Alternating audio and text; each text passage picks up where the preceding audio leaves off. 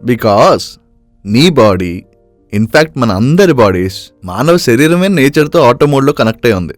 That's the natural connection. Millions of ఇయర్స్గా humans ఫారెస్ట్లో evolve అయ్యారు. అంటే నేచర్లో. ఈ ప్రోగ్రెస్, డెవలప్మెంట్, సిటీస్, ఆఫీసెస్ ఇలా ఏవేవో పేర్లతో ఈ అర్బనైజేషన్ అంతా తర్వాత వచ్చింది. బట్ మానవ శరీరం it still belongs to nature. మన బయాలజీ నేచర్తో కనెక్ట్ అయి ఉంటుంది, బ్రిక్స్తోనో కాంక్రీట్తోనో కాదు. సో నువ్వు చెప్పేది ఏంటంటే నేచర్తో బయాలజికల్ కనెక్షన్ లేకపోవడం వల్ల నా రెగ్యులర్ వర్క్ లైఫ్లో స్ట్రెస్ ఎక్కువ ఫీల్ అవుతున్నానా? Exactly. And that scientifically proven. దాన్నే బయోఫిలియా హైపోథిసిస్ అంటారు. Humans biological connection with nature.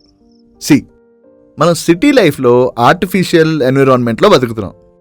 Artificial lighting, recirculated air, constant room temperatures, unwanted heavy sounds ఇవన్నీ మన నర్వస్ సిస్టమ్ని దెబ్బతీస్తాయి. లైఫ్ 4 గోడల మధ్యనే ఉండిపోతే near sightedness, loneliness, vitamin D deficiency, obesity, mood disorders, sleep disorders ఇలా చాలానే హెల్త్ ఇష్యూస్ వస్తాయి. ఇప్పుడు జనరేషన్లో అయితే చిన్నపిల్లలకు కూడా నేచర్ డెఫిసిట్ డిజార్డర్స్ వస్తున్నాయని చెప్తున్నారు డాక్టర్స్.